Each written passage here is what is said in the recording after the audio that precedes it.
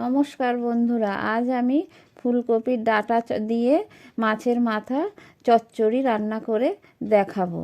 এটা আপনারা বাড়িতে রান্না করে দেখবেন, কেমন লাগলো রেসিপিটা আমাকে জানাবেন, আর আমার পাশে থাকতে ভুলবেন না।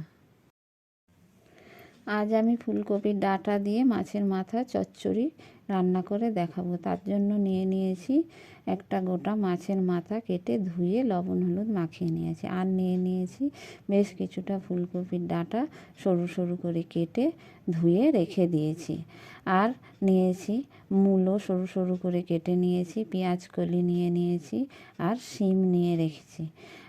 আর কেটে নিয়েছি আলু আর বেগুন, আর কয়েকটা কাঁচা লঙ্কা ছিঁড়ে নিয়েছি মটর ডালের বড়ি।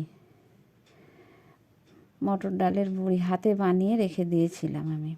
আর নিয়েছি গ্রেট করা কিছুটা আদা। কড়াইয়ে তেল দিয়ে দিয়েছি, তেল গরম হয়ে গেছে, বড়িগুলো দিয়ে দিলাম।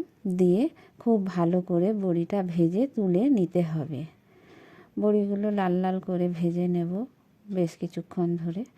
বড়ি ভাজা হয়ে গেছে, এবার আমি নামিয়ে নিয়েছি। ওই তেলের মধ্যেই দিয়ে দিলাম কেটে রাখা বেগুনটা আমি ভেজে তুলে নেব।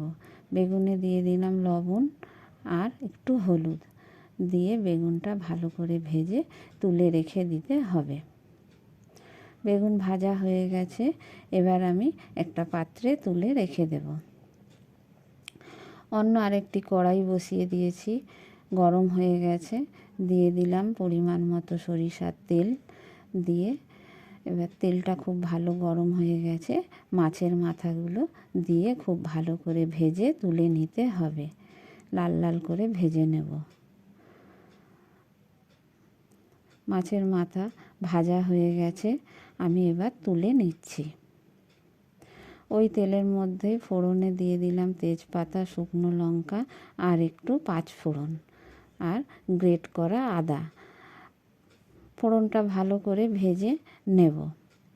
আদাটা ভাজা ভাজা করে নিলাম, নিয়ে দিয়ে দিলাম আলু আর কাঁচা লঙ্কা, দিয়ে একটু নেড়ে চেড়ে নেব। খুন্তি দিয়ে তেলের সাথে ভালো করে নেড়ে চেড়ে নিয়েছি। নিয়ে আমি এবার কেটে রাখা সব সবজিগুলো একসাথে দিয়ে দিলাম। দিয়ে খুব ভালো করে খুন্তি দিয়ে আমি নেড়ে চেড়ে নিলাম। নিয়ে লবণ দিয়ে দিলাম, দিয়ে ভালো করে ভেজে নিতে হবে। একটু ঢেকে দিলাম যাতে তাড়াতাড়ি ভাজাও হয়ে যায় আর সেদ্ধও হয়ে যায় সবজিগুলো। সবজি ভাজা হয়ে গেছে, বেশ কিছুটা সেদ্ধও হয়ে গেছে।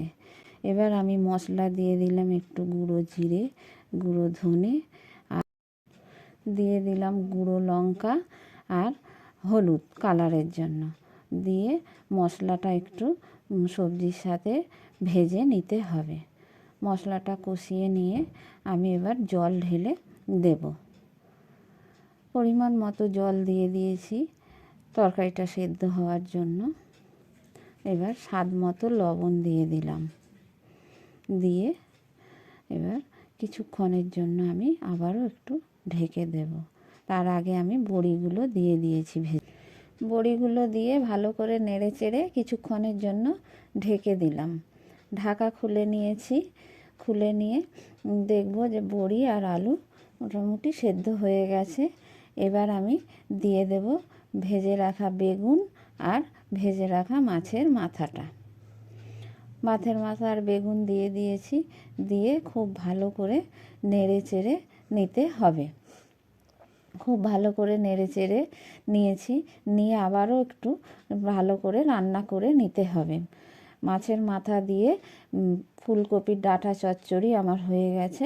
এবার আমি তরকারি নামিয়ে নিয়েছি।